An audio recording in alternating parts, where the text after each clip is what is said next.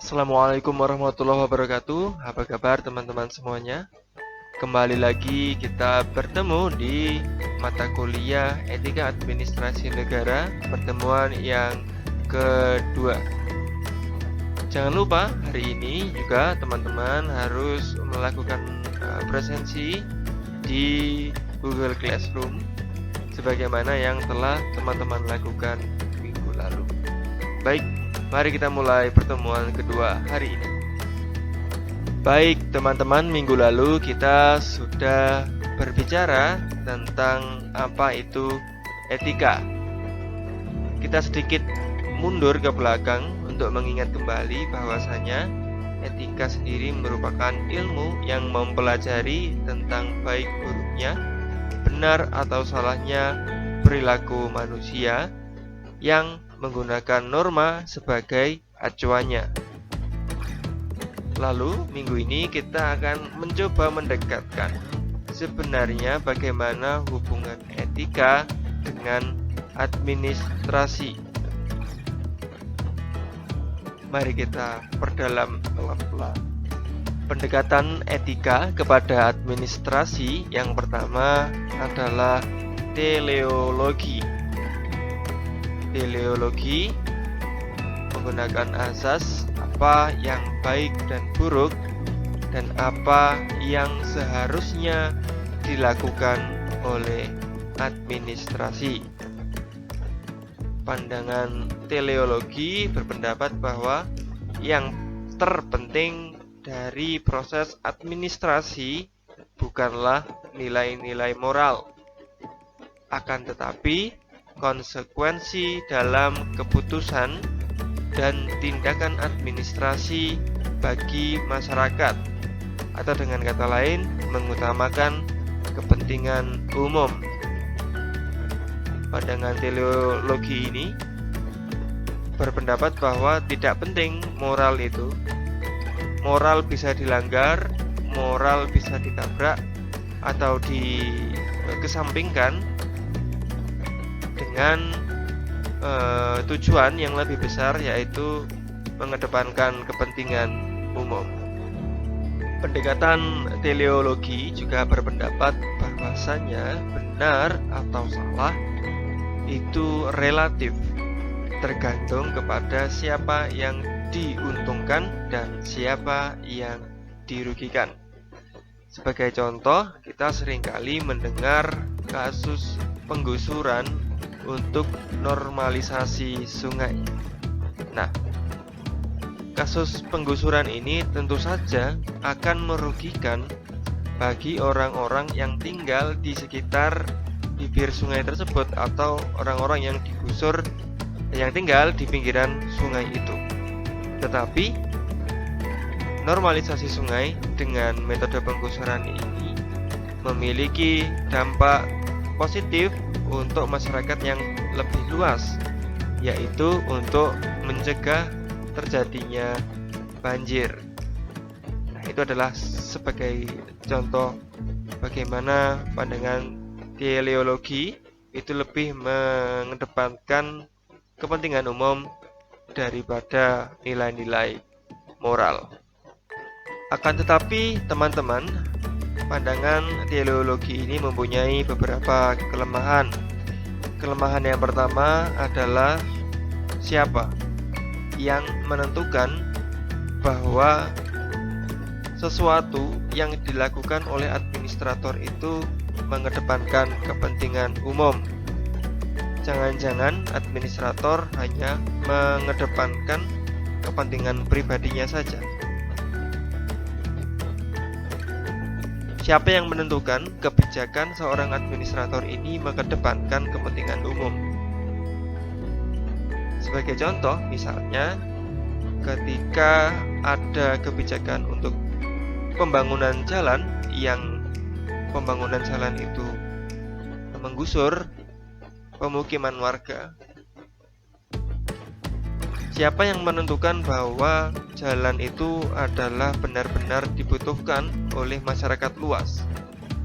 Jangan-jangan administrator membuat kebijakan untuk pembangunan jalan itu hanya untuk Misalnya bagi-bagi proyek, misalnya. Tidak ada yang bisa menentukan hal tersebut. Kelemahan kedua dari pandangan teleologi adalah tidak adanya batas antara kepentingan umum dengan kepentingan pribadi. Batasnya sangat blur, sangat abstrak, tidak bisa ditentukan dengan menarik garis lurus yang tegas di antara kedua. Kelemahan yang ketiga daripada pandangan teleologi adalah apakah kepentingan umum ini sebegitu pentingnya, sebegitu urgentnya sehingga dapat mengesampingkan efisiensi. Seperti yang telah kita bahas sebelumnya, bahwasanya pandangan teleologi ini sangat mengedepankan kepentingan umum dan mengesampingkan yang lainnya. Termasuk di dalamnya adalah efisiensi. Sebagai contoh, ketika sebuah kota atau kabupaten ingin memindahkan pusat pemerintahannya, tentu saja hal ini akan banyak sekali memakan atau mengambil alokasi anggaran APBD. Nah, bagaimana pengaruhnya? Ada tidak pengaruhnya terhadap alokasi anggaran kepada sektor lain yang lebih krusial, misalnya pendidikan, kesehatan masyarakat. Nah, apakah kepentingan umum yang satu itu lebih besar atau lebih penting, lebih urgent daripada kepentingan umum yang lainnya? Pendekatan yang kedua dari etika kepada administrasi adalah pendekatan deontologi, yang mana pendekatan ini berpendapat bahwa proses administrasi itu harus berlandaskan kepada nilai-nilai moral yang mengikat. Meskipun karena hal itu masyarakat harus dirugikan atau bahkan sampai jatuh korban. Ini kebalikan dari teleologi yang mengesampingkan norma dan mengedepankan kepentingan umum. Sementara deontologi ini mengedepankan nilai-nilai moral dan justru mengesampingkan hal yang lainnya. Ciri daripada pandangan deontologi yang pertama adalah seorang administrator akan selalu bertindak yang menurut moral benar dan menghindari bertindak yang menurut moral salah. Sebagai contoh, negara A adalah negara berdaulat yang memiliki wilayah. Tiba-tiba negara B mengklaim salah satu wilayah dari negara A ini. Administrator dari negara A secara moral tentu saja akan tidak terima dan akan menyatakan perang kepada negara B. Hal ini secara moral benar, akan tetapi perang akan membawa banyak korban. Ciri dari pandangan deontologi yang kedua adalah seringkali justru malah melanggar hukum atau kode etik. Jadi, kepentingan umum akan dikedepankan oleh administrator, sangat dikedepankan, sangat diperjuangkan, bahkan hingga melanggar hukum atau melanggar kode etik.